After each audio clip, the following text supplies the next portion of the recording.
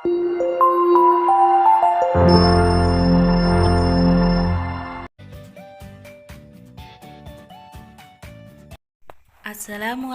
warahmatullahi wabarakatuh. Apa kabar anak-anak yang hebat dan soleh? Selamat pagi dan semoga semuanya dalam keadaan sehat.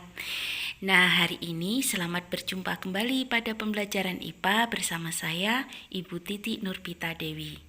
Gimana? Semua sudah siap belajar kan? Baiklah, mari kita lanjutkan materi hari ini.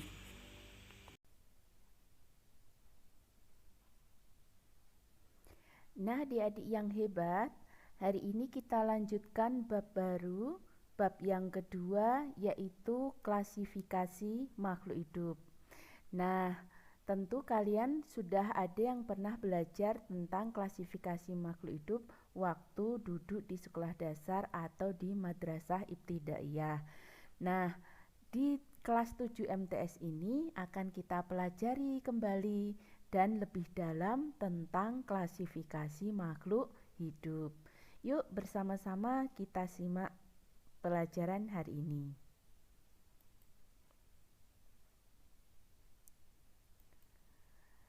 Yang pertama, ciri-ciri benda di lingkungan sekitar. Adik-adik yang hebat, tentu kalian sudah tahu bahwa benda-benda di lingkungan sekitar kita itu dikelompokkan ke dalam apa saja? Ya, bagus. Benda-benda di sekitar kita itu dikelompokkan ke dalam benda mati dan benda hidup atau abiotik dan biotik.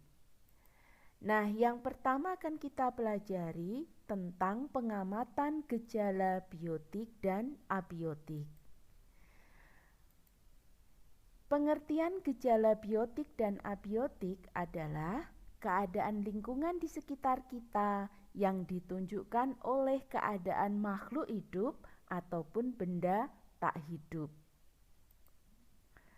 Gejala biotik dan abiotik dikelompokkan menjadi yang pertama, komponen biotik. Komponen biotik itu terdiri dari tumbuhan, hewan maupun organisme. Sehingga dari penjelasan kelompok ini bisa kita ketahui bersama bahwa komponen biotik itu berisikan makhluk hidup. Lawan dari komponen biotik adalah komponen abiotik. Komponen abiotik terdiri dari air, tanah, udara, cahaya, suhu, kelembaban, dan lain-lain. Sehingga komponen abiotik itu adalah benda mati. Bagus. Adik-adik, gejala alam itu dikelompokkan menjadi dua, yaitu gejala alam biotik dan gejala alam abiotik. Untuk gejala alam biotik ini juga dibedakan, ada gejala alam kebendaan dan gejala alam kejadian. Nah, contoh gejala alam biotik kebendaan itu apa? Tumbuhan, misalnya pisang, tanaman rambutan, Pak Rudi, Bu Titi, seekor ayam, ya. Ada hewan, ada manusia. Itu adalah gejala alam biotik kebendaan. Sekarang gejala alam biotik kejadian yang bagaimana? Namanya aja kejadian berarti di dalamnya ada suatu proses atau aktivitas. Contoh, tumbuhan bernafas, sapi berjalan, Pak Anwar makan. Di situ ada kejadian, ada proses. Itu kita kenal gejala alam biotik kejadian. Nah, sekarang yang gejala alam abiotik juga dibedakan gejala alam abiotik kebendaan dan gejala alam abiotik kejadian. Yang kebendaan contohnya yang seperti apa? Gunung, daun kering. Kalau daun kering itu dia sudah lepas dari tubuh tumbuhan, maka sudah menjadi benda mati. Ya. Tapi kalau masih berwujud tumbuhan itu benda hidup. Batu, air. Nah, sekarang gejala alam abiotik yang kejadian.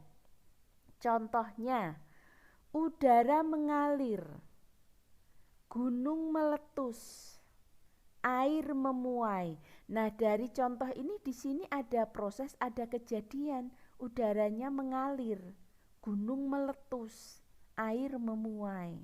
Nah, adik-adik, sehingga sekarang kalian sudah bisa membedakan gejala alam biotik dan gejala alam abiotik. Kita lanjutkan. Adik-adik silahkan perhatikan gambar yang ada pada layar. Di sini ada beberapa contoh sayur dan buah-buahan. Kalian silahkan mengamati. Di sini pedagang itu meletakkan buah dan sayurnya bagaimana? Apakah berantakan jadi satu, campur, atau dipisah-pisah? Ya, di sini jelas terlihat antara buah dan sayur itu sudah dipisah-pisah sesuai dengan jenisnya. Sayur wortel dengan sayur wortel, timun dengan timun, tomat dengan tomat, buah manggis dengan buah manggis, ya, buah apel sesama buah apel. Nah, anak-anak, kegiatan dari pedagang ini dalam ilmu biologi atau IPA dikenal sebagai pengelompokan atau klasifikasi. Mengapa buah dan sayur itu harus dikelompokkan atau diklasifikasi? Coba kita bisa membayangkan kalau buah, macam-macam buah dan aneka sayur itu tumpah ruah jadi satu dalam suatu wadah, kita akan mengalami apa? Ya, mengalami kesulitan saat memilih atau mau mencari atau mengambil. Tetapi kalau sudah dikelompokkan, sudah diklasifikasikan, kita akan mudah menemukan. Sehingga tujuan pedagang mengelompokkan atau mengklasifikasikan dagangannya supaya para pembeli itu mudah menemukan benda, entah itu buah atau sayur yang akan dibeli. Nah, demikian juga dalam makhluk hidup. Oke, kita lanjutkan lagi ya. Sekarang cara mengklasifikasi makhluk hidup. Caranya bagaimana? Makhluk hidup dan benda tak hidup atau benda mati dibedakan dengan adanya ciri-ciri kehidupan. Jadi antara benda mati dan benda hidup itu perbedaannya ya karena adanya ciri-ciri kehidupan. Makhluk hidup menunjukkan adanya ciri-ciri kehidupan antara lain. Ada yang masih ingat adik-adik? Coba, yang pertama apa? Bagus, bernapas atau respirasi. Bernafas itu menghirup udara dan mengeluarkan udara. Yang dihirup gas oksigen, yang dikeluarkan gas karbon dioksida. Ciri yang pertama. Ciri yang kedua, ayo diingat adik-adik. Ya, yang kedua, memerlukan makanan dan minuman. Jadi yang namanya makhluk hidup itu butuh makan dan minum. Kalau manusia jelas makannya apa? Karbohidrat, ada lemak, ada protein, entah itu dari nasi, dari jagung, dari ubi, dari tempe, dari daging, dan minum. Hewan juga, kalau tumbuhan makannya dari mana? Tumbuhan mengambil makanannya dari unsur hara dan mineral yang ada di dalam tanah. Dia diserap oleh akar, kemudian diangkut oleh pembuluh xilem. Selanjutnya dibawa ke daun untuk proses pembuatan makanan atau fotosintesis. Nah, sekarang ciri kehidupan yang ketiga yaitu bergerak. Ya, bergerak itu berubah dari posisi awal. Kalau manusia, hewan jelas bergeraknya, bisa berpindah tempat. Nah, kalau tumbuhan bergeraknya bagaimana? Ya, dia akan bergoyang kalau tertiup oleh angin, atau dia akan bergerak karena adanya rangsang dari luar tubuhnya. Itu juga ciri makhluk hidup. Yang keempat, peka terhadap rangsang atau iritabilitas. Jadi makhluk hidup itu mempunyai ciri peka terhadap rangsang. Contohnya tadi, misal kalian meletakkan sebuah tanaman dalam pot di dekat jendela, maka ujung tanaman itu akan membengkok ke arah jendela. Karena pengaruh apa? Pengaruh cahaya dari sinar matahari. Sinar matahari sebagai rangsang bagi tumbuhan, sehingga tumbuhan itu akan tumbuh mengarah ke arah datangnya cahaya matahari. Yang kelima, tumbuh dan berkembang. Namanya makhluk hidup itu ya tumbuh dan berkembang. Kalau tumbuh itu bertambahnya volume dan ukuran sel. Sehingga anak 1 tahun, anak 5 tahun, anak usia sekolah dasar, anak usia sekolah menengah, anak usia sekolah menengah atas sampai dewasa itu punya ukuran yang berbeda. Itu tumbuh.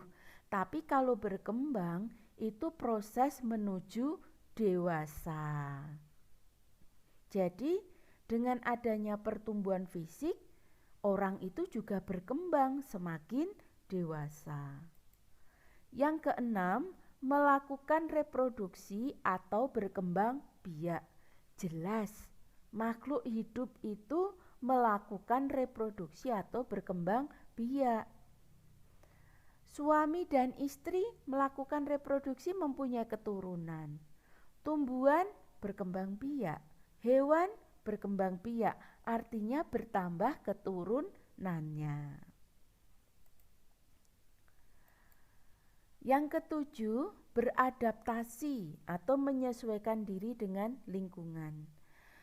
Makhluk hidup itu mampu menyesuaikan dengan lingkungan dengan cara beradaptasi. Entah adaptasinya struktur tubuh atau morfologi, entah adaptasinya tingkah laku, entah adaptasinya yang fisiologi.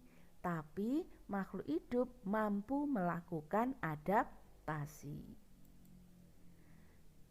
Yang kedelapan, mengeluarkan zat sisa atau ekresi. Anak-anak, makhluk hidup itu di dalam tubuhnya, di dalam sel itu terjadi metabolisme. Metabolisme itu bisa penyusunan dan perombakan. Sehingga saat terjadi metabolisme itu ada zat-zat sisa di dalam tubuh. Nah, zat-zat sisa itu bersifat racun dan itu membahayakan kesehatan. Makanya harus dikeluarkan oleh tubuh. Yang mengeluarkan siapa? Sistem ekskresi. Contohnya apa, Bu? Buang air kecil, mengeluarkan keringat, ya. Itu adalah mengeluarkan zat sisa.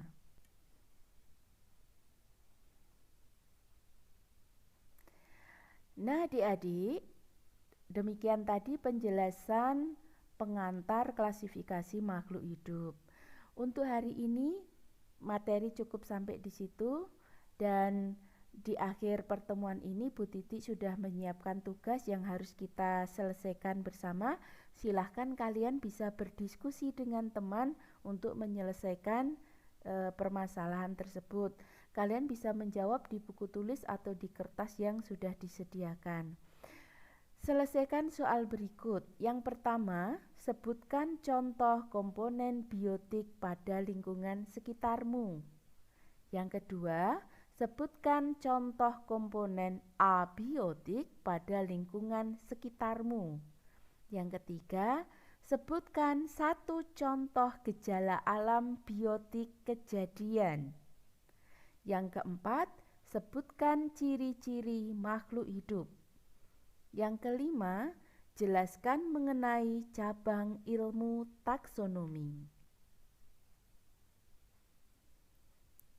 Nah, adik-adik yang baik, pertemuan kita hari ini sampai di sini. Terima kasih atas perhatian kalian. Semoga sedikit yang Bu Titi jelaskan hari ini bisa menambah pengetahuan kalian. Terus semangat untuk berprestasi dan jangan mudah menyerah. Dari Bu Titi, Assalamualaikum warahmatullahi wabarakatuh. Sampai jumpa.